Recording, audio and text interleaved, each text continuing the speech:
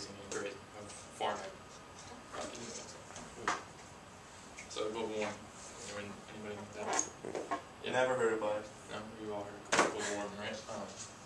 So it's a gradual increase in the Earth's atmosphere, usually acquainted with the greenhouse effect, or gas emissions rising, such as carbon dioxide and chlorofluorocarbons and other pollutants. So animal agriculture, which is the raising and grazing of farm animals in this case, is the leading cause of deforestation, water consumption and pollution, greenhouse gases, much more than the transportation industry, rainforest deforestation, and species extinction, and ocean density. So, what can animals be doing? You know, they're harmless, right? They walk around a big farm all day, I guess. So for over 1,500 years, our species has stayed at a very organized level as far as an atmospheric standpoint goes. Over the past 100 years, gas emissions have skyrocketed. So as you can see right here, 1915 it was pretty low. Get up in 2000, it's way up here. And this goes by, I don't even know how I always say that, but yeah, there's a lot, is basically what I'm saying. So that's caused by fossil fuels, or like all of transportation exhaust, oil rigs, meat consumption, and overpopulation. Our planet is in a vigorous plummet, and we're going down pretty fast. Livestock and their byproducts account for at least 32 million tons of carbon dioxide per year, or 51% of all worldwide gas emissions. Transportation exhaust accounts for 13% of all greenhouse emissions. So I mean, that's a pretty large number, I'd say. If you're talking about gas emissions, the whole Earth, it's a little disgusting. You can go ahead. Or actually, no, you can hit that link.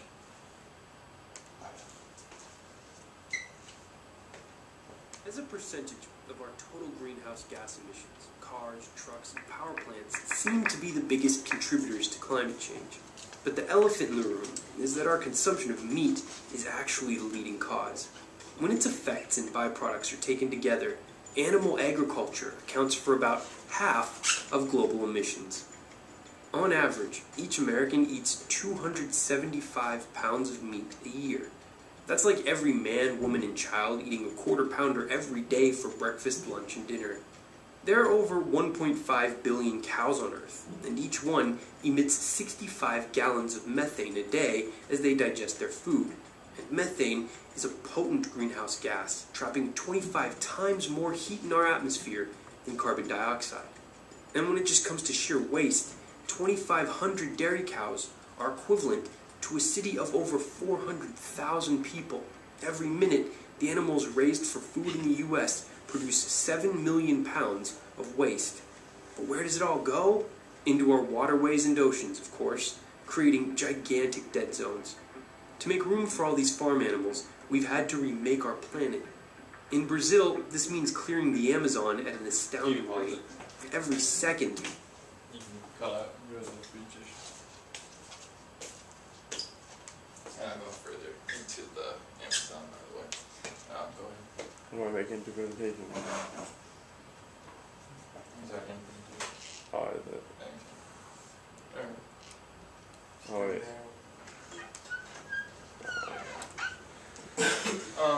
So Cornell studies say that water consumption in the U.S. rounds out to about 76 trillion gallons of water annually. Okay, so that's a lot of water. The USDA says 80 to 90% of that water consumption is due to animal agriculture and their needs for our demands.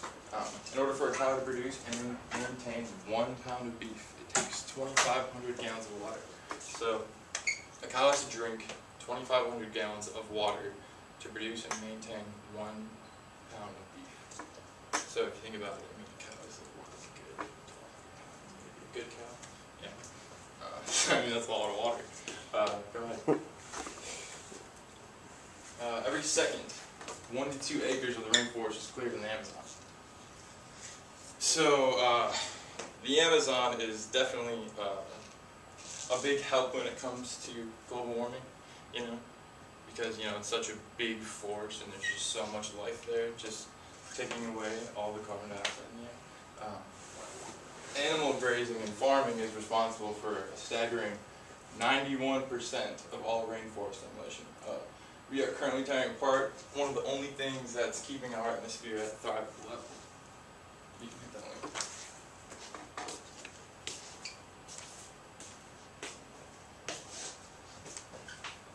The Amazon is home to millions of species, and the biggest threat to the rainforest itself is this one.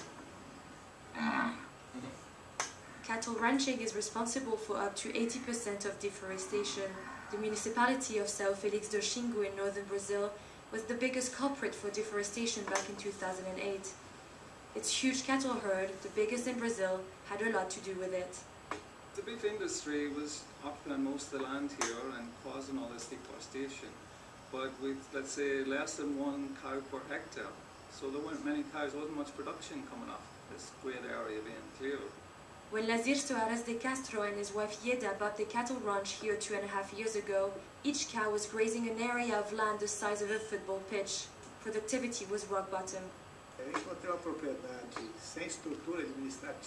I found this property without any administrative structure. The pastures weren't separated. It was very badly structured. So that's when I started to take care of the management of the cattle. Lazier divided his land into various pastures and started to rotate the cows around them. That gave the land time to recover and to grow more and a better quality of grass for the cows to eat.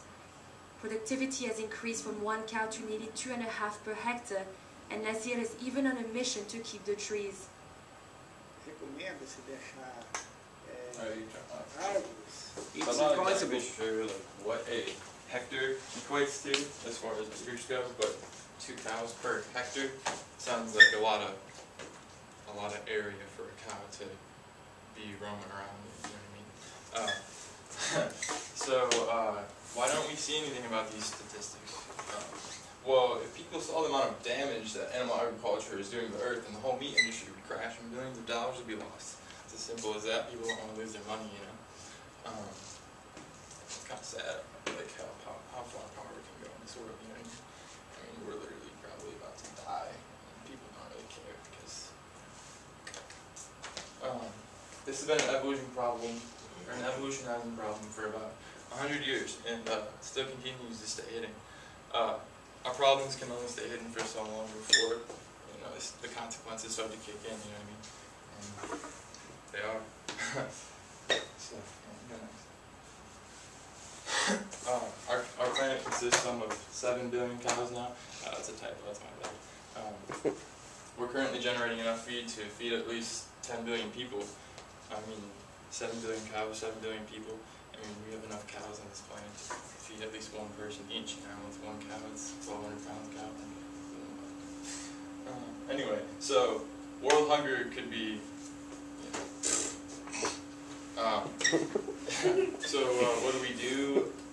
We can switch the entire population to vegan, but I mean, we can do that. Yeah, people just care too much.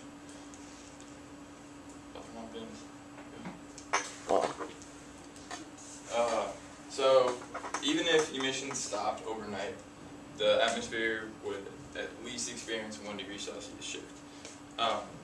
So dark ocean, so like, you know, dark ocean, the ocean, 90% absorbs at least 95% of solar radiation. So it's all the heat from the sun. Snow-covered ice reflects about 80% of the heat. So oceans are getting warmer, obviously, and ice is melting. So without that ice to reflect all the heat, glaciers start to melt, and oceans get hotter and bigger, cities sink, atmosphere temperature rises, things get hotter. Glaciers melt, oceans get hotter and bigger. Or no, I just said that. But the mountains and the Alps. So 3,000 meters are usually stabilized by permafrost.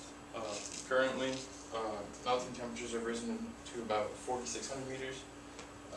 So debris from landslide are crushing towns and cities and villages. And people are dying. Oceans. We are expected to see fishless oceans by the year 2048. It's not too long from now, you know? We're gonna be like 60. I mean, will our kids be alive? Will our kids have kids? I mean, if we can't have life in our oceans, I mean, our planet's gonna die no matter what, you know? Kind of sad. 90 to 100 million tons of fish are pulled from oceans each year. 2.7 trillion animals in total. Nitrous oxide is seeping into our oceans, causing ocean dead zones. I couldn't really figure out a way to explain this very well, so.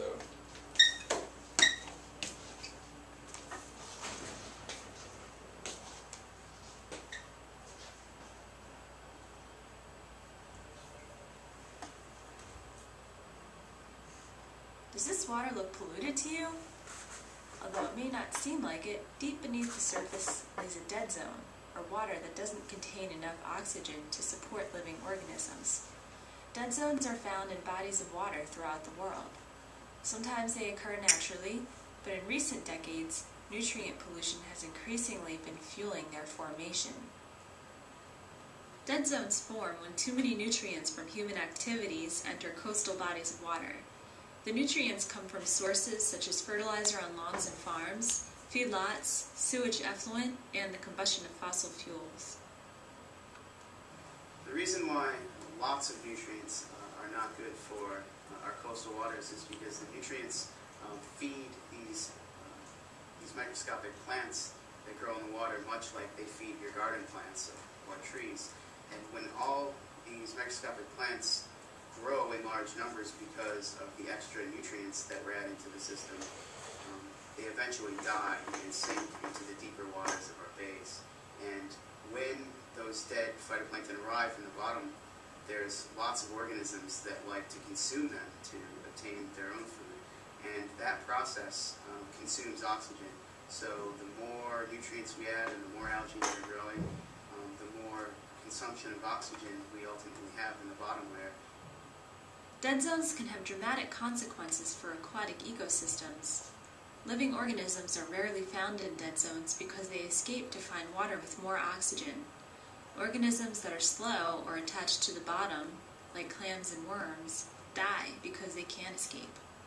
Sometimes fish kills can even occur when a school of fish gets caught in the dead zone.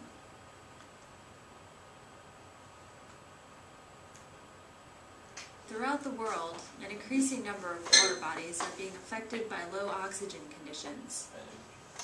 Dead zone.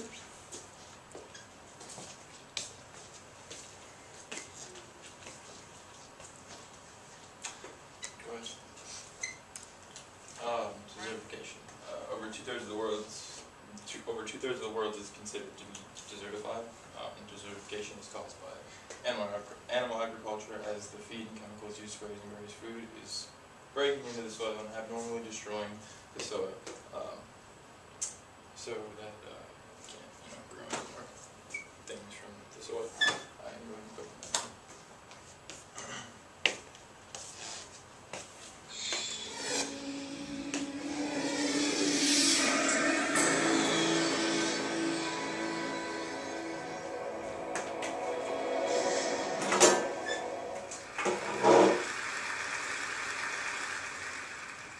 The most massive tsunami, perfect storm is bearing down upon us. This perfect storm is mounting a grim reality, increasingly grim reality, and we are facing that reality with the full belief that we can solve our problems with technology, and that's very understandable. Now, this perfect storm that we are facing is the result of our rising population, rising towards 10 billion people, land that is turning to desert, and of course climate change. Now there's no question about it at all. We will only solve the problem of replacing fossil fuels with technology. But fossil fuels, carbon, coal and gas, are by no means the only thing that is causing climate change. Desertification is a fancy word for land that is turning to desert, and this happens only when we create too much bare ground. There's no other cause. And I intend to focus on most of the world's land that is turning to desert. But I have for you a very simple message that offers more hope than you can imagine. We have environments where humidity is guaranteed throughout the year. On those, it is almost impossible to create vast areas of bare ground, no matter what you do. Nature covers it up so quickly. And we have environments where we have months of humidity followed by months of dryness, and that is where desertification is occurring. Fortunately, with space technology now, we can look at it from space, and when we do, you can see the proportions fairly well.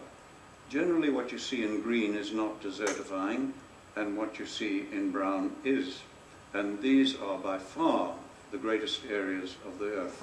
About 2/3, I would guess, of the world is desertifying.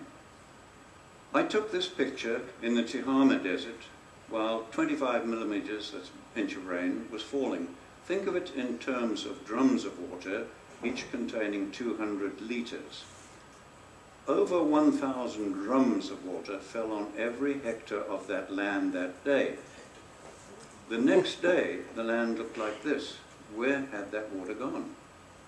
Some of it ran off as flooding, but most of the water that soaked into the soil simply evaporated out again, exactly as it does in your garden if you leave the soil uncovered. Now, because the fate of water and carbon are tied to soil organic matter, when we damage soils, you give off carbon. Carbon goes back to the atmosphere. Now, you are told over and over, repeatedly, that desertification is only occurring in arid and semi-arid areas of the world, and that tall grasslands like this one, in high rainfall, are of no consequence. But if you do not look at grasslands, but look down into them, you find that most of the soil in that grassland that you've just seen is bare and covered with a crust of algae, leading to increased runoff and evaporation.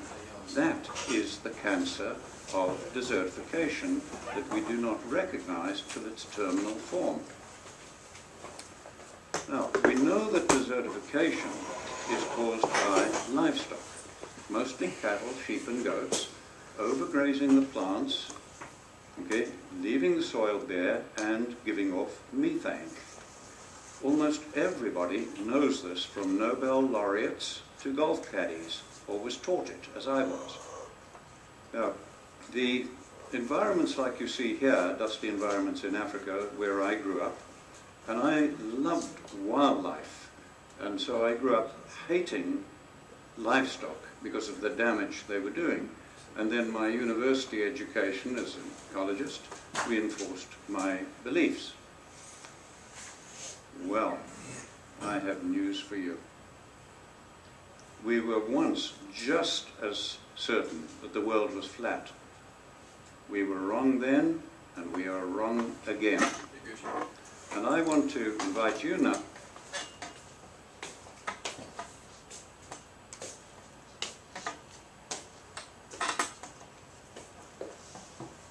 So 5% of water is consumed in the U.S. by private homes. 55% of water is consumed by animal agriculture. 1,000 gallons of water is used to produce 1 gallon of milk.